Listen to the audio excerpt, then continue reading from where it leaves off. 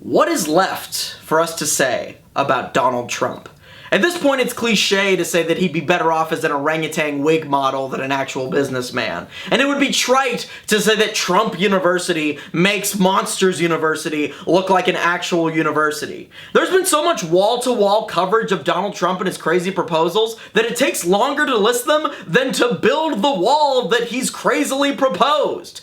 At this point, making jokes about Donald Trump is difficult because this just isn't funny anymore. I don't know if you recall, but back in the June of 2015, we were all saying to ourselves, that crazy birther dude from The Apprentice thinks he'll be president. That's weird. And now we're saying, oh my god, the crazy birther dude from The Apprentice might actually become president, and he's somehow worse than we could have possibly expected. Every time Donald Trump says a new crazy thing, we have to take some time to process it. But before we can do that, 3 new things have popped up. Sort of like when you cut off the head of Hydra and 3 new heads pop up, except that Hydra has way more empathy for women and minorities than Donald Trump.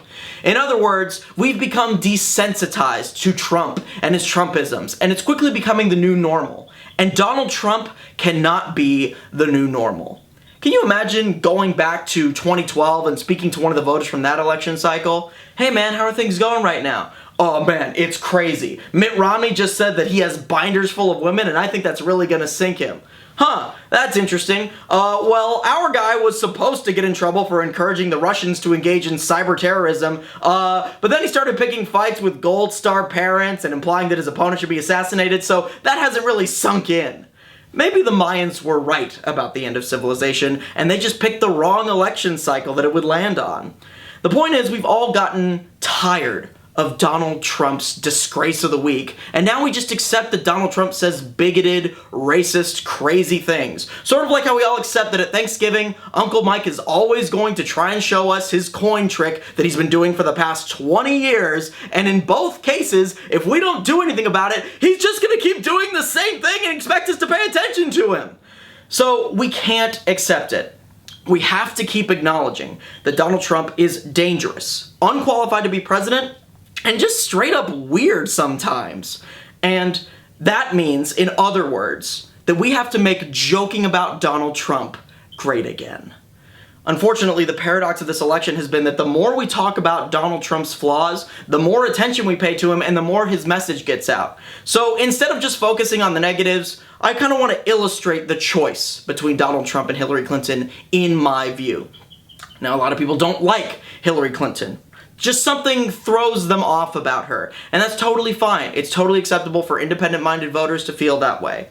However, I think there are a lot of things where we think we don't like them, but then we give them a second chance eventually and change our minds. And in that way, Hillary Clinton is a lot like broccoli.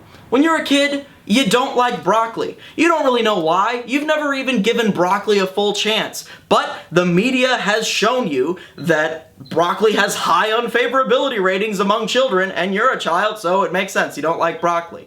But then one day your parents come home, and I guess in this case your parents would be the primary voters, and they present you with 2 options for dinner: broccoli or a flaming pile of garbage. Now you may say to yourself, I don't want broccoli or a flaming pile of garbage, and I'll give you that, but which one seems like it might be better off for you to try? And so, anyway, I'm not going to tell you who to vote for. I think that everyone should come to their own conclusions about this election, and that they should make their own decisions in the voting booth. But if you're having trouble making a decision, and you just can't decide between the 2 major party candidates right now, may I suggest you try the broccoli.